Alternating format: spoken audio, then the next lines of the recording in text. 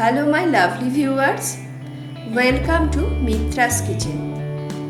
আশা করি সকলেই ভালো আছেন।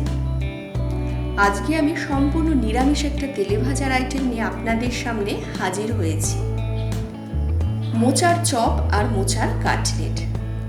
নিরামিষের দিনগুলোতেও আপনারা খুব সহজেই তৈরি করে নিতে পারেন এই তেলে ভাজার আইটেমটি।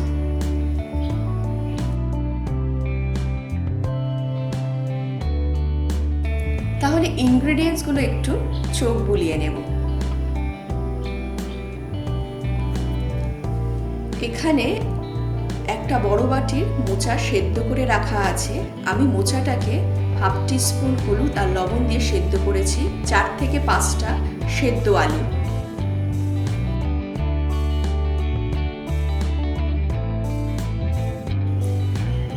দেড় টেবিল স্পুন জিরার গুঁড়ো, 1 টেবিল স্পুন ধনের গুঁড়ো, আদা বাটা 1 টেবিল স্পুন, হলুদ গুঁড়ো 1 টিস্পুন,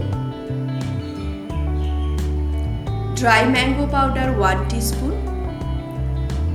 দারচিনি গুঁড়ো 1.5 teaspoon, green chilli paste 1 tablespoon, roasted লাল বাদাম 1 টেবিল স্পুন আর চপড কিশমিশ 1 টেবিল স্পুন।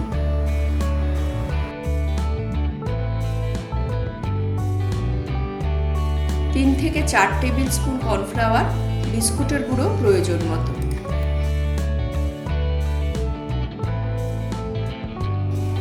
আর লাগবে স্বাদ মতো লবণ ও চিনি, রিফাইন্ড অয়েল প্রয়োজন মতো। স্টাফিংটা আমি এখন তৈরি করে দেখাবো। স্টাফিংয়ের জন্য কড়াইতে আমি তেল নিয়েছি, তেলটাকে গরম করছি হাই ফ্লেমে।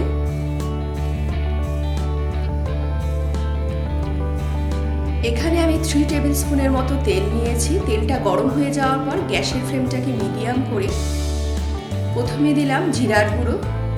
জিরার গুঁড়োটা যেহেতু পাউডার, সঙ্গে সঙ্গে সামান্য জল দিয়ে দিলাম, নইলে পুড়ে উঠবে।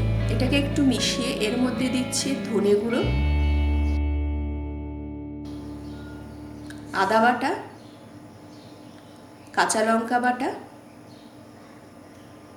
হলুদ গুঁড়ো, স্বাদ মতো লবণ, স্বাদ মতো চিনি, ড্রাই ম্যাঙ্গো পাউডার। সব কিছুকে মিশিয়ে আমি সাঁতলাবো যতক্ষণ না পর্যন্ত মশলাগুলো থেকে তেল ছাড়ছে, অবশ্যই মিডিয়াম ফ্লেমে। মশলা থেকে তেল ছেড়ে দিয়েছে, এখন দিয়ে দেব সেদ্ধ করা মোচাগুলোকে।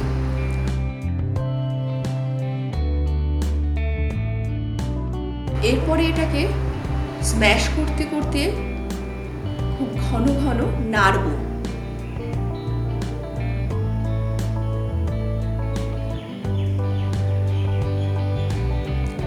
এবার দিচ্ছি রোস্ট করে রাখা লাল বাদাম, কিশমিশ।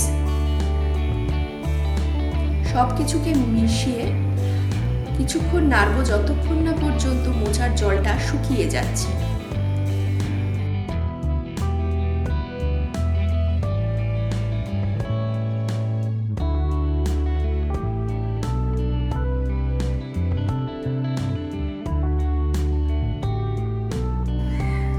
মোচার জলটা শুকিয়ে গেছে। এখন গ্যাসের ফ্লেমটাকে মিডিয়াম করে আমি হাফ কাপ জল দিলাম।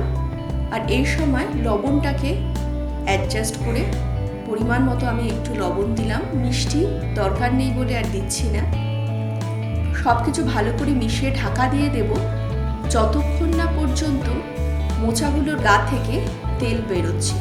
তবে মাঝে মাঝেই কিন্তু ঢাকনাটা উঠিয়ে নেড়ে দিতে হবে। মোচার স্টাফিংটা তৈরি হয়ে গেছে প্রায়। এখন একটু নেড়ে গ্যাসের ফ্লেমটাকে আমি বন্ধ করে দিলাম। এবার দিয়ে দিচ্ছি দারচিনির গুঁড়োটা। দারচিনির গুঁড়োটাকে খুব ভালো করে মিশিয়ে দিচ্ছি। স্টাফিংটা আমাদের তৈরি হয়ে গেছে। এখন এটাকে একটু ঠান্ডা করতে হবে।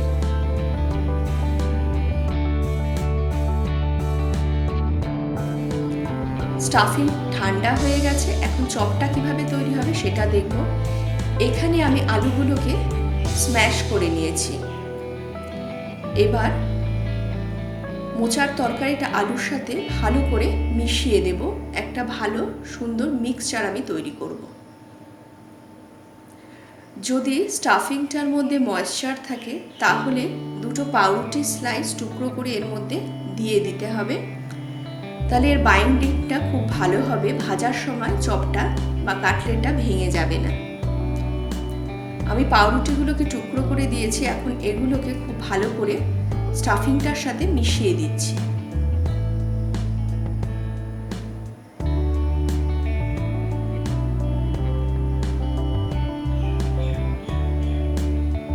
স্টাফিংটা সম্পূর্ণ তৈরি।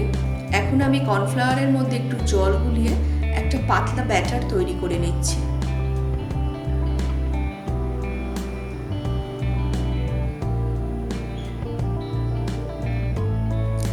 সুবিধার জন্য আমি একটা ছড়ানো পাত্রে কর্নফ্লাওয়ারটা ঢেলে নিলাম।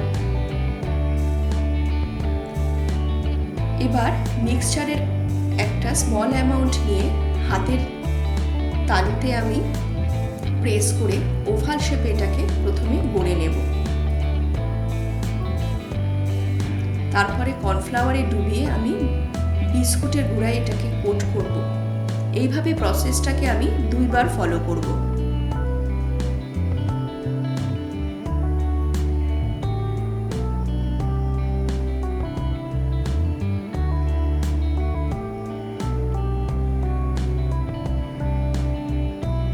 আমি সেকেন্ড টাইম আবার কর্নফ্লাওয়ারে ডুবিয়ে বিস্কুটের গুঁড়ায় কোট করে নিচ্ছি।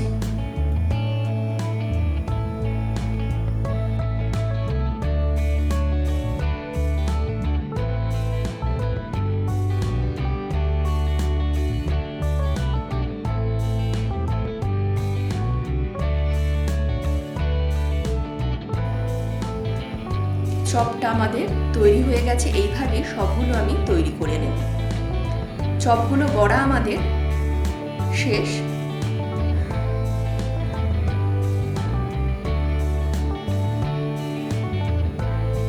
এখন কাটলেটটা কিভাবে তৈরি করব সেটা একটু দেখিয়ে দিচ্ছি। মিক্সচারটা একটু বেশি পরিমাণে নিতে হবে। তারপরে হাতের তালুতে একটা গোল বলের মতো করে এটাকে চাপ দিয়ে রেক্ট্যাঙ্গেল শেপে বা কাটলেটের শেপে এটাকে গড়ে নিচ্ছি আমি।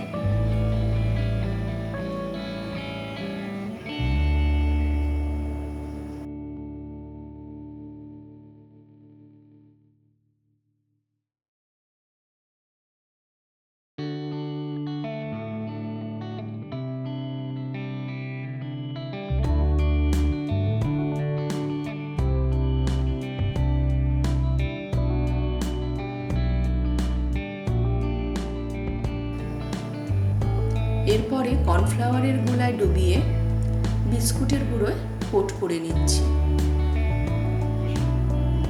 এই প্রসিডিওরটাকেও কিন্তু 2 বার ফলো করব।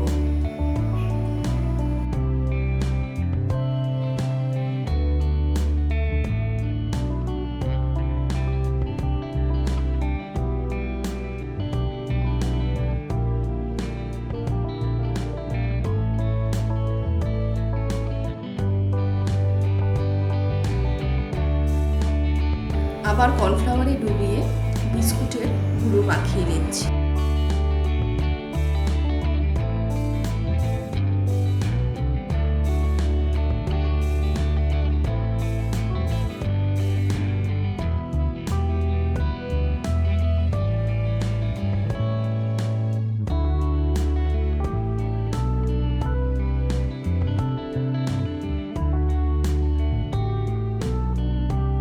আমাদের কাটলেটটা গড়া হয়ে গেছে। এইভাবে আরেকটা তৈরি করে নেব।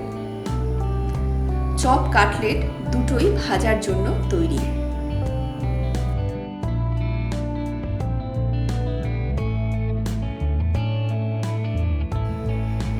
ভাজার জন্য যেহেতু ডিপ ফ্রাই হবে সেই জন্য পরিমাণ মতো তেল লাগবে।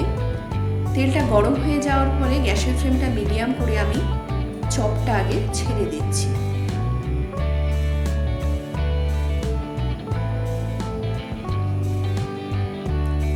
এরপরে গরম তেল এর উপরে ছিটিয়ে দিচ্ছি, নইলে চপের উপরটা ড্রাই হয়ে ফেটে যাবে। এর দুটো সাইডে গোল্ডেন ব্রাউন হবে। দুটো সাইডে গোল্ডেন ব্রাউন হয়ে যাওয়ার পরে আমি তেল থেকে তুলে ফেলছি।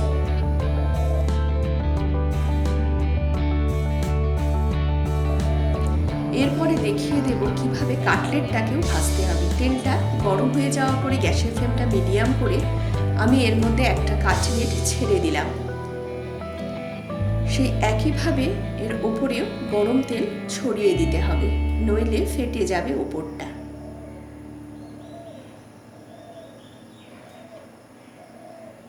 এর দুটো সাইডে একই রকম ভাবে গোল্ডেন ব্রাউন হবে।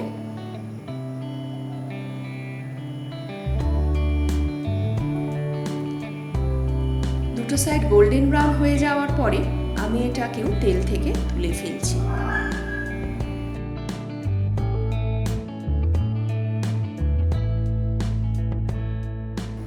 তৈরি হয়ে গেছে মোচার চপ ও কাটলেট। গরম গরম পরিবেশন করুন চা বা কফির সাথে।